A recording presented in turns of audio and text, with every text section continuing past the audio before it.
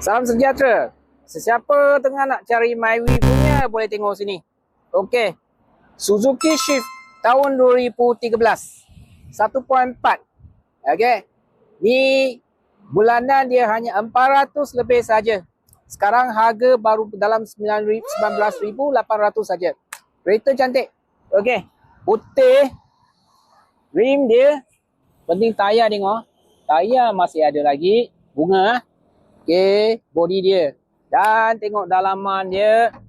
Okey, secantik macam ni punya kereta. Ni tahun 2013 Okey, owner memang jaga steering. Alright. Dan dia punya dashboard semua ori Semua masih ori lagi. Okey, belakang. Okey, kalau sekarang ni tengah-tengah nak cari Myvi, bolehlah. Tengok ni dulu.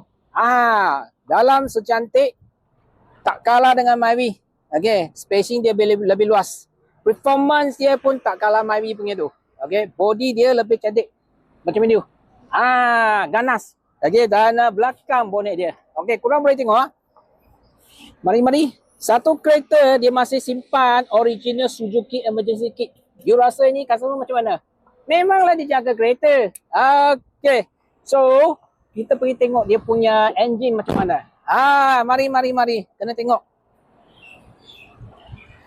Okey, bersih tak dalam dia? Banyak bersih. Okey, tengok penting dia punya radiator memang cantik macam tu. Kenapa tau? Kita tengok dia punya itu radiator sini.